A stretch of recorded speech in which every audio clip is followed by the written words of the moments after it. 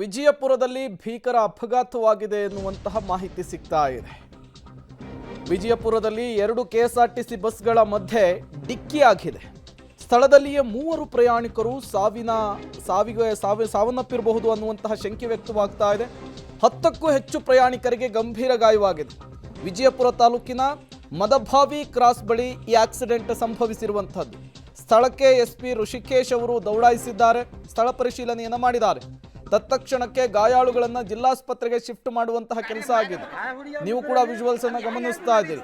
2 KSRTC ಬಸ್ಗಳ ನಡುವೆ ಡಿಕ್ಕಿ, ಸಂಪೂರ್ಣವಾಗಿ ಕೆಎಸ್ಆರ್ಟಿಸಿ ಬಸ್ನ ಮುಂಭಾಗ ನಜ್ಜುಗುಜ್ಜಾಗಿದೆ, ಜಖಮ್ ಆಗಿದೆ.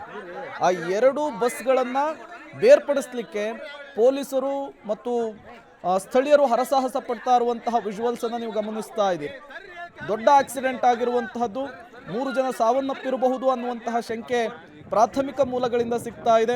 10ಕ್ಕೂ ಹೆಚ್ಚು ಜನರಿಗೆ ಗಂಭೀರ ಗಾಯವಾಗಿದೆ. ಸ್ಥಳೀಯ ಆಸ್ಪತ್ರೆಗೆ ಅವರುಗಳನ್ನು ಶಿಫ್ಟ್ ಮಾಡಿ ಚಿಕಿತ್ಸೆಯನ್ನು ಮುಂದುವರಿಸಿರುವಂತಹದ್ದು.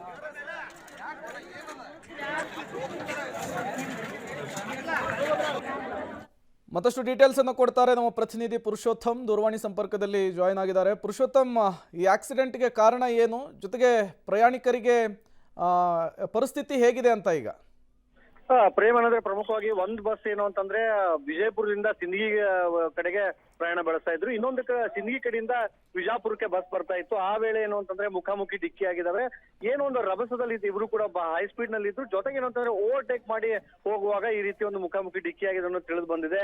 ಇನ್ನು ಮುಖಾಮುಖಿ ಡಿಕ್ಕಿ ಆದ ಹಿನ್ನೆಲೆ ಏನಂತಂದ್ರೆ ಮುಂಭಾಗ ಏನಿದೆ ಸಂಪೂರ್ಣವಾಗಿ ಡ್ರೈವರ್ ಇರುವಂತ ಏನು ಭಾಗ ಇದೆ, ಮುಂಭಾಗ ಸಂಪೂರ್ಣವಾಗಿ ನುಚ್ಚು ನೂರಾಗಿದೆ.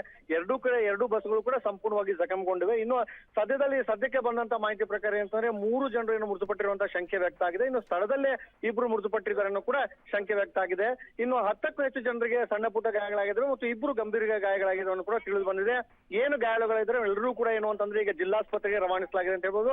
ಇನ್ನು ಸ್ಥಳದಲ್ಲಿ ಕೂಡ ಪೊಲೀಸರು ಮುಕ್ಕಾಮೂಡಿದ್ದು ಎಲ್ಲರೂ ಕೂಡ ಬಸ್ಗಳನ್ನ ತೆರವುಗೊಳಿಸಲಿಕ್ಕೆ ಮತ್ತು ಟ್ರಾಫಿಕ್ ಜಾಮ್ ಏನಾಗಿದೆ ನಿಯಂತ್ರಣ ಮಾಡಲಿಕ್ಕೆ ಈಗ ಮುಂದಾಗಿದ್ದಾರೆ. ಪ್ರೇಮ್, ಥ್ಯಾಂಕ್ ಯು ಪುರುಷೋತ್ತಮ್ ತಮ್ಮೆಲ್ಲ ಮಾಹಿತಿಗಾಗಿ.